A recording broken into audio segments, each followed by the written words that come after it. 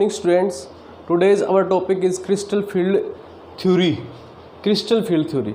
Last time हमने इसका एक बेसिक आइडिया हमने लिया था क्रिस्टल फील्ड थ्योरी का. टुडेज जो अपने स्टडी रहेगी उसके अजम्पशंस उसने क्या अज्यूम किया क्रिस्टल फील्ड थ्योरी के लिए. तो आज हम पढ़ेंगे क्रिस्टल फील्ड थ्योरी के पहले एग्जम्पशन पढ़ेंगे. जो फर्स्ट पॉइंट इसने अज्यूम किया, लास्ट टाइम मैंने इसका एक ग्राफिकल रिप्रेजेंटेशन बताया था आपको क्रिस्टल फील्ड थ्योरी के बारे में. तो पहला जो इसने पोस्टुलेट एज्यूम किया, ये क्या कहता है, the transition metal ion is surrounded by the ligands. जो ट्रांजिशन मेटल आयन होते हैं according to crystal field theory, जो ट्रांजिशन मेटल आयन होते हैं वो सराउंड करते, उसके चारों तरफ क्या होते हैं, लिगेंड्स होते हैं. एक ट्रांजिशन मेटल आयन है, ये ट्रांजिशन मेटल आयन है और इसके चारों तरफ लिगेंड्स होते हैं. पहला इसने पॉइंट जो एज्यूम किया कि एक ट्रांजिशन मेटल आयन है और वो सराउंडेड बाय लिगेंड्स, लिगेंड्स उसके चारों तरफ होते हैं. Second point, all types of ligands are considered as point charge. Point charges, जो भी लिगेंड्स ट्रांजिशन मेटल आयन के चारों तरफ होते हैं उनको हम पॉइंट चार्ज मानते हैं. पॉइंट चार्ज, द लिगेंड्स में बी आयनिक. पॉइंट चार्ज कैसे होंगे, उसके ऊपर चार्ज होना चाहिए. पॉइंट चार्जेस से मतलब लिगेंड्स में भी आयनिक और न्यूट्रल. लिगेंड्स के ऊपर लोन पेयर होता है, वो आयनिक भी हो सकता है, वो न्यूट्रल भी हो सकता है, एनायनिक भी हो सकता है और न्यूट्रल भी हो सकता है. इन न्यूट्रल एनायनिक तो ठीक है, नेगेटिव चार्ज है तो मेटल आयन के ऊपर पॉजिटिव चार्ज है. अब सेकंड पॉइंट में ये बताता है, फर्स्ट पॉइंट इसने बताया कि जो फर्स्ट पॉइंट के अकॉर्डिंग टू बेथे एंड ब्लैक, इन्होंने दी थी थ्योरी बेथे एंड ब्लैक.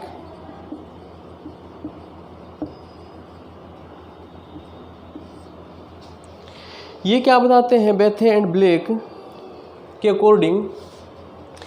पहले पॉइंट में इसने बताया कि ट्रांजिशन मेटल आयन है उसके चारों तरफ लिगेंड्स होते हैं. दूसरा पॉइंट ये बताता है जो लिगेंड्स हैं वो न्यूट्रल भी हो सकता है, वो एनायनिक भी हो सकता है, नेगेटिवली चार्ज भी हो सकता है. अगर उसको पॉइंट चार्ज इसने मान लिया, अगर वो न्यूट्रल है, एक लिगेंड है, अगर वो न्यूट्रल है, या फिर लिगेंड कैसा हो सकता है, negatively charge. Negatively charge ligand तो पॉइंट चार्ज ठीक है, लेकिन अगर वो न्यूट्रल है तो क्या होगा, उसके अंदर डाइपोल इंड्यूस होगा. Ligands ion dipole is induced in neutral ligands. Ligand ionic dipole is induced, उसके अंदर आयनिक डाइपोल बनेगा, तभी वो पॉइंट चार्ज की तरह बिहेव करेगा. अब ये अकॉर्डिंग ये क्या बताना चाहते हैं, ये बताना चाहते हैं कि कोई मेटल आयन है, ये भी एक पॉइंट चार्ज है, ये भी एक पॉइंट चार्ज है. लिगेंड है, ये भी एक पॉइंट चार्ज है, ये नेगेटिवली चार्ज हो सकता है, या फिर लिगेंड न्यूट्रल भी हो सकता है. अगर लिगेंड न्यूट्रल है तो क्या होगा, उसमें इंड्यूस होगा, आयनिक डाइपोल इंड्यूस होगा और उसके ऊपर नेगेटिव और पॉजिटिव चार्ज आ जाएगा. इसके साथ इसका जो अट्रैक्शन होगा, इसके साथ थर्ड पॉइंट में क्या कहता है, पहला पॉइंट कहता है कि सेंट्रल मेटल आयन होगा और उसके चारों तरफ लिगेंड होंगे. दूसरा पॉइंट कहता है जो लिगेंड है वो एनायनिक भी हो सकता है, न्यूट्रल भी हो सकता है. अगर वो न्यूट्रल है, सेकंड पॉइंट में हमने बताया कि जो लिगेंड्स होते हैं वो पॉइंट चार्ज होते हैं, वो एनायनिक भी हो सकते हैं और न्यूट्रल भी हो सकते हैं. अगर न्यूट्रल है तो उसमें आयनिक डाइपोल इंड्यूस होगा. थर्ड पॉइंट कहता है कि द इंट्रैक्शन, जो एज्यूम किया इसने, the interaction between the metal ion, जो मेटल आयन है और लिगेंड्स हैं, and ligands are purely 100% electrostatic है. प्योरली आयनिक बॉन्ड इसने माना है, प्योरली इलेक्ट्रोस्टैटिक इंट्रैक्शन इसने मानी. और जो क्रिस्टल फील्ड थ्योरी के अकॉर्डिंग हम मेटल और लिगेंड की जो बॉन्डिंग पढ़ते हैं वो प्योरली 100% आयनिक बॉन्डिंग हम पढ़ते हैं. इससे पहले हमने वैलेंस बॉन्ड थ्योरी के अकॉर्डिंग पढ़ा था, उसने मेटल और लिगेंड की बॉन्डिंग को कैसा माना था, प्योरली 100% कोवलेंट माना था. और क्रिस्टल फील्ड थ्योरी ने इसको प्योरली कैसा माना है, प्योरली 100% आयनिक माना है. और जो फोर्थ पॉइंट है, ये तो पहले तो सेंट्रल मेटल आयन है, लिगेंड उसके चारों तरफ है, लिगेंड एक पॉइंट चार्ज की तरह भी करता है, इसके ऊपर नेगेटिव या नेगेटिव चार्ज हो सकता है, न्यूट्रल हो सकता है. न्यूट्रल होगा तो इसमें डाइपोल इंड्यूस होगा. और थर्ड पॉइंट बताया कि इनके बीच में जो इंट्रैक्शन होती है मेटल आयन और लिगेंड के 100% आयनिक इंट्रैक्शन होती है. और जो फोर्थ पॉइंट है, जो लिगेंड्स होते हैं, अब देखो सबसे मेन पॉइंट यही है कि जो लिगेंड्स होते हैं उनके ऊपर चार्ज होता है, और चार्ज होगा तो उसका इलेक्ट्रिक फील्ड होगा. पॉइंट चार्ज माने हैं, अगर लिगेंड्स के ऊपर चार्ज है तो उनका इलेक्ट्रिक फील्ड है, और इलेक्ट्रिक फील्ड होगा, अगर एक लिगेंड का इलेक्ट्रिक फील्ड होगा तो वो इसके जो डी सब सेल के डी सब सेल के जो ऑर्बिटल्स हैं उनकी एनर्जी को इन्फ्लुएंस करता है, अफेक्ट करता है।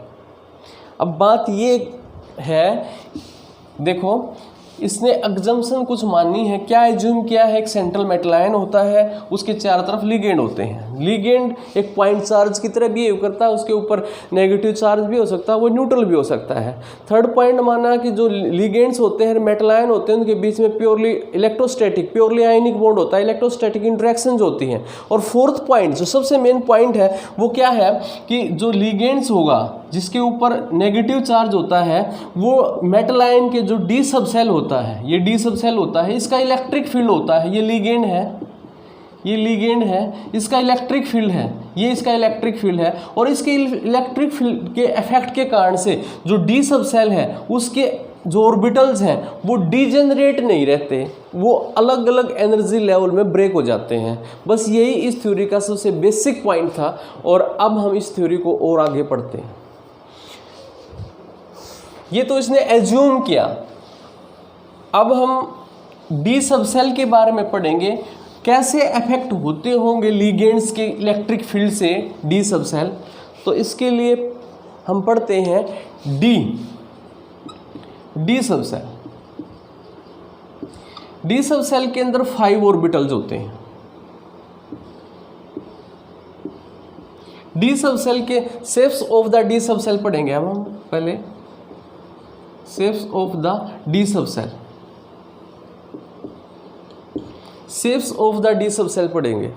एक होता है डी एक्स वाई, एक होता है डी वाई जेड, एक होता है D Z X, D X square minus Y square और डी जेड स्क्वायर। ये 5 ऑर्बिटल्स होते हैं।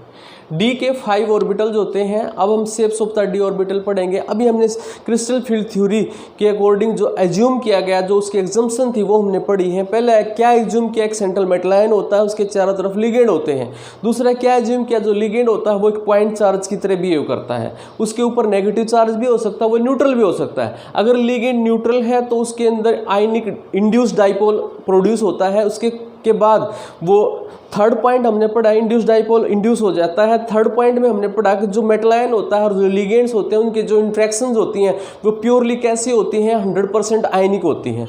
और फोर्थ पॉइंट हमने जो सबसे इंपॉर्टेंट पॉइंट पढ़ा वो क्या पढ़ा है कि जो लिगेंड्स होते हैं उनका जो उनके ऊपर चार्ज होता है तो उनका इलेक्ट्रिक फील्ड प्रोड्यूस होता है और वो इलेक्ट्रिक फील्ड इफेक्ट करता है जो ट्रांजिशन मेटल आयन का जो डी सब सेल है उसके ऑर्बिटल्स की एनर्जी को। और इसके कारण से उसके जो ऑर्बिटल्स हैं वो डिफरेंट डीजेनरेट नहीं रहते, वो डिफरेंट एनर्जी लेवल में ब्रेक हो जाते हैं। यही बेस होता है क्रिस्टल फील्ड थ्योरी का। अभी हम उसके बारे में पढ़ रहे हैं। Shapes of the D subshell. D subshell 5 type के शेप्स दिखाते हैं। डी एक्स वाई, ये एक्स एक्सिस, ये वाई एक्सिस, ये D X Y, in between the axis D X Y. ये है डी वाई जेड। अगर इस एक्सिस को मैं y मान लूँ, इस एक्सिस को z मान लूँ, तो इन बिटवीन, इन एक्सिस के बीच में जो होता है डी वाई जेड। और एक होता है डी जेड एक्स।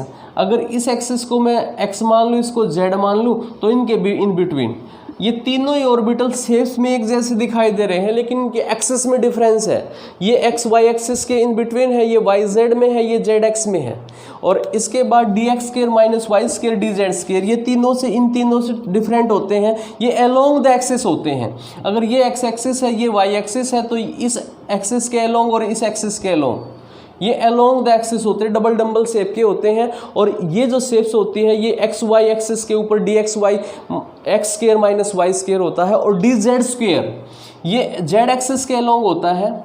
ये जेड एक्सिस है, इस जेड एक्सिस के अलोंग होता है, लेकिन इसकी थोड़ी बहुत जो प्रोबेबिलिटी होती है वो एक्स वाई जेड तीनों ही एक्सिस के ऊपर भी होती है। तो ये है D Z square. Shapes of the D subshell. D सब सेल की जो ऑर्बिटल्स हैं उनकी अगर हमने शेप पढ़ी, 5 टाइप की शेप, 5 टाइप के ऑर्बिटल होते हैं। D X Y, D Y Z, D Z X, D X square minus Y square, D Z square. इसमें से जो 3 ऑर्बिटल होते हैं इसके वो इन बिटवीन द एक्सिस होते हैं, X Y Y Z Z X axis के बीच में होते हैं। जो 2 ऑर्बिटल होते हैं, यही 3 ऑर्बिटल से ये 2 ऑर्बिटल डिफरेंट हैं, ये एक्सिस के अलोंग होते हैं। D X square minus Y square X Y axis के अलोंग होता है और D Z square Z axis axis के अलोंग होता है। अब हम पढ़ेंगे crystal field splitting in octahedral complexes. सबसे इम्पोर्टेंट क्वेश्चन है इस चैप्टर में, वो स्प्लिटिंग है ऑक्टाहेड्रल, टेट्राहेड्रल और स्क्वायर प्लेनर कॉम्प्लेक्सेस की।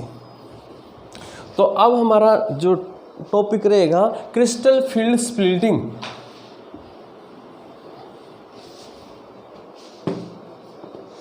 Crystal field splitting in octahedral complexes, यही हमारा टॉपिक रहेगा। Crystal field splitting in octahedral complexes. Crystal field splitting in octahedral complexes. Octahedral complexes meaning एक सेंट्रल मेटल आयन या atom के along 6 ligand उसको approach करेंगे, ये ऑक्टाहेड्रल ज्योमेट्री बनाएंगे। तो कैसे वो अप्रोच करते हैं और किस टाइप से बिहेवियर करते हैं उसके बारे में अभी हम पढ़ेंगे।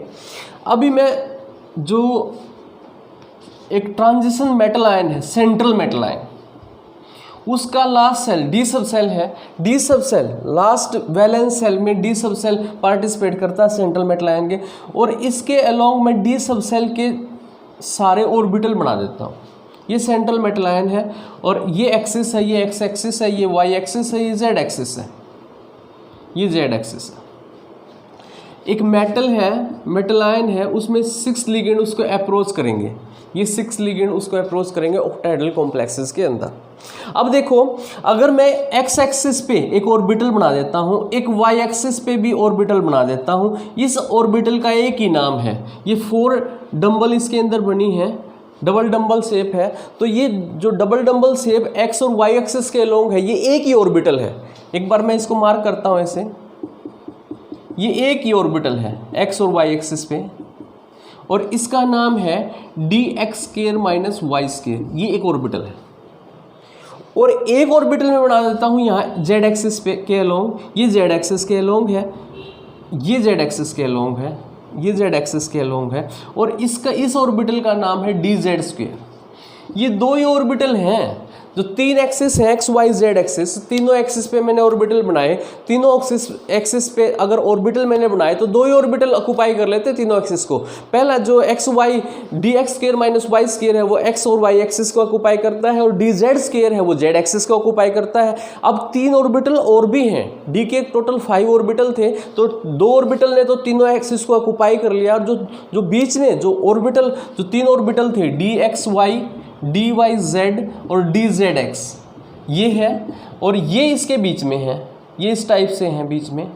तो ये तीनों ऑर्बिटल इसके बीच में हैं, और ये अलोंग द एक्सिस है। बस यही बेस होता है crystal field splitting in octahedral complexes के अंदर। जब हम 6 लिगेंड्स की बात करते हैं, तो 6 लिगेंड जब सेंट्रल मेटल एटम आयन को अप्रोच करते हैं, सेंट्रल मेटल आयन को अप्रोच करते हैं, तो अलोंग द एक्सिस अप्रोच करते हैं। सेंट्रल मेटल आयन को जब 6 लिगेंड अप्रोच करते हैं, तो वो कैसे अप्रोच करते हैं, वो अलोंग द एक्सिस अप्रोच करते हैं। एक लिगेंड यहाँ से आएगा, एक्स एक्सिस पे 2 लिगेंड आएंगे, एक बैकवर्ड से एक फॉरवर्ड से। एक्स एक्सिस पे 2 लिगेंड आएंगे, 2 लिगेंड अप्रोच करेंगे वाई एक्सिस पे,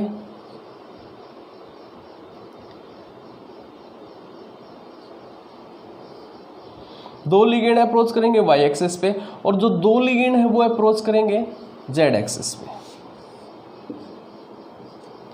अब सबसे पहला क्वेश्चन तो यही है कि ये इसको अप्रोच कर क्यों रहे हैं, ये लिगेंड सेंट्रल मेटल आयन की तरफ चल क्यों रहे हैं।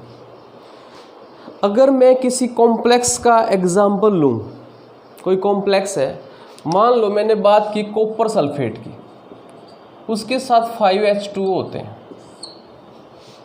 अगर इस कॉम्प्लेक्स के बारे में मैं पढ़ूँ तो कॉपर 2+ है, और इसके साथ अंदर जो कोऑर्डिनेट बॉन्ड बनाते हैं वो 4, और इसके साथ सल्फेट भी बाहर है, एक हाइड्रोजन बॉन्डेड वाटर भी बाहर है, और इसके साथ जुड़े हुए हैं 4 कॉपर। वास्तव में होता क्या है, एक कॉपर ने एक आयनिक बॉन्ड बनाया, कॉपर का इसके साथ आयनिक बॉन्ड है, और कॉपर ने आयनिक बॉन्ड बनाया और अपनी हर मेटल आयन की 2 टाइप की वैलेंसी होती है। वर्नर थ्योरी में आपने पढ़ा है, सेकेंड ईयर में आपने पढ़ा है। वर्नर थ्योरी में हर मेटल आयन की 2 टाइप की वैलेंसी होती है, primary valency and secondary valency. Primary valency is completed by, जो अपनी कंप्लीट करता है प्राइमरी वैलेंसी को कोई भी मेटल आयन, वो आयनिक बॉन्ड से कंप्लीट करता है। और जो secondary valency is completed by coordinate bond, ये वर्नर ने बताया। और ये वास्तव में है क्या चीज़, प्रैक्टिकली ये क्या चीज़ है। जब भी कोई भी मेटल आयन वो एक स्टेबिलिटी गेन करता है, तो एक प्राइमरी वैलेंसी, जैसे मान लो एक सिंपल सा एग्जांपल मैं ले लेता हूँ। वैसे तो अगर इसमें देखें हम, अगर इसके अंदर देखें कॉपर 2+ है, कॉपर 2+, इसके पास इलेक्ट्रॉन कितने थे, 3d10 और 4s1 इसकी इलेक्ट्रॉनिक कॉन्फ़िगरेशन थी। 2+ की फॉर्म में आएगा तो 3d9 इसके पास हो जाएंगे।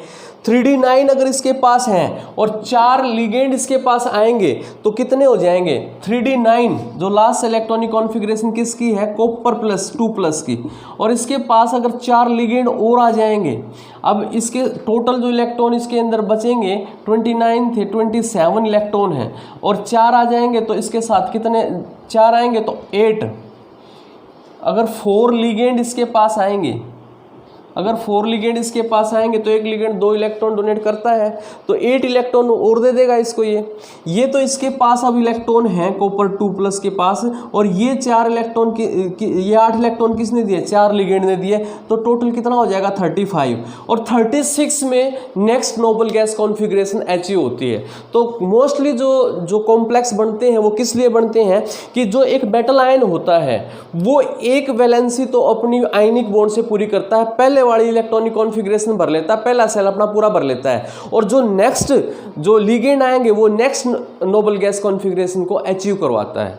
अगर हम किसी मेटल आयन की बात करें एक सिंपल लैंग्वेज में मैं बताता हूँ, ट्रांजिशन मेटल आयन को छोड़ देता हूँ मैं एक बार, एक सिंपल सी सिर्फ एग्जाम्पल के लिए बता रहा हूँ मैं, ये एक सिंपल एग्जाम्पल के लिए आप बता रहा हूँ। सिर्फ मैं एक एस ब्लॉक का एग्जांपल ले लेता हूँ। वैसे तो ये एस ब्लॉक वाले कॉम्प्लेक्स नहीं बनाते, लेकिन हाइड्रेटेड फॉर्म में तो ये भी एग्जिस्ट करते हैं। NaCl के साथ आप जनरली देखोगे 4H2O मिलता है, 4H2O। ऐसा क्यों है, क्योंकि देखो एक समझाने के लिए बता रहा हूँ मैं, सोडियम है, सोडियम का एटॉमिक नंबर होता है 11, तो 11 इलेक्ट्रॉन है। अगर इसमें सोडियम 1+ की फॉर्म में आया तो कितने इलेक्ट्रॉन इसके अंदर हैं, 10 इलेक्ट्रॉन है। अब ये अगर 4 वाटर मॉलिक्यूल इसके साथ जुड़े सोडियम के साथ तो कितने इलेक्ट्रॉन इसको डोनेट कर देंगे, अगर 4 लिगेंड इसके साथ जुड़ते हैं तो 8 इलेक्ट्रॉन डोनेट। अब 10 से नियोन, 10 एटॉमिक नंबर भी नोबल गैस कॉन्फ़िगरेशन का है, नियोन, और इसके बाद 8 इलेक्ट्रॉन और आ जाते हैं तो 18, ये आर्गन। तो कहने का मतलब क्या है कि जब भी कोई मेटल आयनिक बॉन्ड बनाता है तो पहले वाली नोबल गैस कॉन्फ़िगरेशन को अचीव करता है, और जब लिगेंड उसके साथ जुड़ता है तो वो नेक्स्ट नोबल गैस कॉन्फ़िगरेशन को अचीव करवाता है। ऐसा क्यों होता है, क्योंकि जब सोडियम ने क्लोरीन के साथ बॉन्ड बनाया तो इसने तो लास्ट इलेक्ट्रॉनिक कॉन्फ़िगरेशन को तो कंप्लीट कर लिया, नोबल गैस कॉन्फ़िगरेशन इसने अचीव कर ली। लेकिन जो सबसे मेन बात जो आई, जो दिक्कत क्या आई इसके अंदर, कि नोबल गैस कॉन्फ़िगरेशन को तो अचीव कर लिया, लेकिन जो इसका इलेक्ट्रिक फील्ड था, एक बार मैं इसको पूरा एक्सप्लेन करता हूं कि ये वास्तव में हो क्या रहा है। मैंने बताया कि सोडियम है, वैसे एक एग्जांपल के लिए लिया वैसे इस टाइप के कॉम्प्लेक्स नहीं बनाते, ये सिर्फ हाइड्रेटेड फॉर्म में एग्जिस्ट करता है। सोडियम है, वैसे 11 था, अब सोडियम के पास 2 8 रह गया, और ये इसने नोबल गैस कॉन्फ़िगरेशन को अचीव कर लिया, आयनिक बॉन्ड इसके साथ बना लिया, नोबल गैस कॉन्फ़िगरेशन को इसने अचीव कर लिया। अब क्या होता है, इसके साथ 4 वाटर मॉलिक्यूल हाइड्रेटेड फॉर्म में जुड़ जाते हैं। अब इसके साथ अगर 4 वाटर मॉलिक्यूल हाइड्रेटेड फॉर्म में जुड़ेंगे तो कितने इलेक्ट्रॉन और दे देंगे, 8। तो ये पहले 10 था, अब 8 इलेक्ट्रॉन और मिल जाएंगे इसको, लिगेंड्स जो देंगे 8 इलेक्ट्रॉन और, तो 18, ये आर्गन, ये next noble gas configuration achieve कर लेते हैं, नेक्स्ट नोबल गैस कॉन्फ़िगरेशन।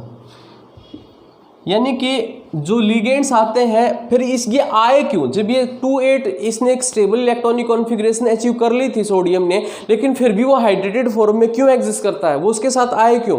इसका कारण क्या होता है इसका कारण क्या होता है कि उसका जो इलेक्ट्रिक फील्ड, वैसे यहाँ पे कोई सेंट्रल मेटल आयन हम ट्रांजिशन मेटल को लेंगे, इसका साइज बड़ा है। देखो अगर सोडियम के ऊपर 1+ चार्ज है तो उसका इलेक्ट्रिक फील्ड भी होगा। उसने अपनी इलेक्ट्रॉनिक कॉन्फ़िगरेशन को तो न्यूट्रल कर लिया, लेकिन उसका इलेक्ट्रिक फील्ड अब भी एक्टिव है। और इस वजह से क्या होता है कि ये बाहर से लिगेंड्स को अपनी तरफ अट्रैक्ट करता है। अब लिगेंड्स का मतलब क्या है, नेगेटिव चार्ज स्पीसीज को, ये बाहर से नेगेटिव चार्ज स्पीसीज को अट्रैक्ट करता है। लेकिन सोडियम का साइज बड़ा है, ये स्ट्रॉन्गली अट्रैक्ट नहीं कर पाता, इसलिए कॉम्प्लेक्स फॉर्मेशन नहीं करता। अगर इसकी जगह पे कोई ट्रांजिशन मेटल आयन होता और उसका साइज छोटा होता और चार्ज डेंसिटी अगर उसकी ज़्यादा होती तो वो स्ट्रॉन्गली अट्रैक्ट करता, और वो स्ट्रॉन्गली अट्रैक्ट करता, लेकिन उसने तो नोबल गैस कॉन्फिगरेशन को अचीव कर लिया, उसने स्टेबल इलेक्ट्रॉनिक कॉन्फिगरेशन को अचीव कर लिया है। लेकिन अब उसका जो इलेक्ट्रिक फील्ड है वो एक्टिव है, लिगेंड को अट्रैक्ट करता है। लिगेंड अगर उसको इलेक्ट्रॉन देगा तो उसकी जो नोबल गैस कॉन्फिगरेशन है वो डिस्टर्ब होगी। तो इसीलिए इतने लिगेंड एक साथ आएंगे जो उसको नेक्स्ट नोबल गैस कॉन्फिगरेशन को अचीव करवाएंगे। और यही बेस होता है सेकेंडरी वैलेंसी दिखाने का किसी मेटल आयन की।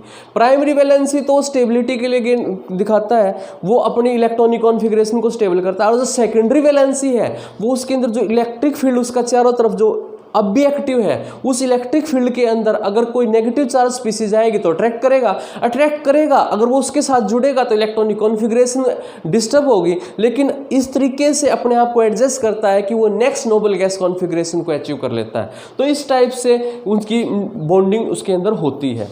अब हम ऑक्टाहेड्रल कॉम्प्लेक्सेस की बात करें। ऑक्टाहेड्रल कॉम्प्लेक्सेस में अभी मैंने बताया कि 6 लिगेंड्स होते हैं, और वो 6 लिगेंड कैसे उसकी तरफ चलते हैं, एक्सिस के अलोंग उसकी तरफ चलते हैं। तो उसके अंदर क्या इफेक्ट आता है 6 लिगेंड्स के कारण से। अभी मैंने बताया कि सेंट्रल मेटल ये आयन है, ये एक्सिस है XYZ एक्सिस, और इसके चारों तरफ 6 लिगेंड, यहाँ से इस एक्सिस के अलोंग एक लिगेंड, इस एक्सिस के अलोंग 2 लिगेंड, तो एक्स एक्सिस के अलोंग 2 लिगेंड, वाई एक्सिस के अलोंग। ये इसके ऑर्बिटल हैं, ये इसके ऑर्बिटल हैं, ये एक ही ऑर्बिटल है, और वो कौन सा ऑर्बिटल है, dx² - y², dx² - y²। 4 ligand तो इसके अलोंग आएंगे। और जो जेड एक्सिस है, ये जेड एक्सिस है, और ये जेड एक्सिस है। ये जेड एक्सिस को मैं ऐसे बना देता हूँ, ये जेड एक्सिस, इसके अलोंग 2 लिगेंड इसके अलोंग आएंगे, एक यहाँ से आएगा और एक यहाँ से आएगा। अभी मैंने बताया कि ये क्यों चल रहे हैं इसकी तरफ। इस मेटल ने, जो ये सेंट्रल मेटल है, इसने एक आयनिक बॉन्ड भी बना रखा है। वो आयनिक बॉन्ड जिसके साथ बनाया है वो मैंने अभी लिखा नहीं है, ये सिर्फ स्क्वायर ब्रैकेट में जो चीज़ आती है वो मैंने लिखी है। जिसके साथ इसने आयनिक बॉन्ड बनाया है, जिस स्पीसीज के साथ इसने आयनिक बॉन्ड बनाया है, उस स्पीसीज को मैंने इसके बाहर रखा है, कोऑर्डिनेशन स्फीयर के बाहर रखा है। ये कोऑर्डिनेशन स्फीयर है, जिसके साथ इसने आयनिक बॉन्ड बनाया है वो ये स्पीसीज है। यहाँ से इसने प्राइमरी वैलेंसी को कंप्लीट कर लिया है, और उसके बाद भी इसका इलेक्ट्रिक फील्ड है, और इसके इलेक्ट्रिक फील्ड में जब भी कोई नेगेटिव चार्ज स्पीसीज उसके अंदर से आती है तो ये उसको भी अट्रैक्ट करता है, next noble gas configuration achieve करेगा, सेकेंडरी वैलेंसी दिखाएगा। तो जब ये इसकी तरफ चलते हैं, इसके ऊपर कैसा चार्ज है, नेगेटिव चार्ज, इसके ऊपर पॉजिटिव चार्ज है, ये तो इसकी तरफ चलता है, ये तो इसकी तरफ चलने लग रहा है। लेकिन अब होगा क्या उसके रास्ते में, अब उसके रास्ते में क्या होगा, जब वो इसकी तरफ चलेगा तो ऑर्बिटल आएंगे, एक्सिस के अलोंग है तो एक्सिस के अलोंग 2 ऑर्बिटल आते हैं, dx² - y² और dz²। ये इसके पास नेगेटिव चार्ज है, लोन पेयर है, यहाँ भी इलेक्ट्रॉन है। तो ये जो इलेक्ट्रॉन होंगे, और जब ये इसकी तरफ चलेगा तो ये इसके रास्ते में आएगा, तो ये इसको को यहाँ आने के बाद पहले तो ये दूर होंगे तो पाँचों के 5 जो 4 ऑर्बिटल, सारे ऑर्बिटल यहाँ भी हैं, ऑर्बिटल 3 ऑर्बिटल इसके यहाँ है। अभी बेसिक आइडिया ये है कि जब इसकी तरफ चलता है, जब इसके बिल्कुल सामने चला यहाँ पे आ जाएगा तो क्या होगा, ये इसको बहुत ज़्यादा रिपेल करेगा, और ये रिपेल करेगा तो इसकी एनर्जी बढ़ जाएगी।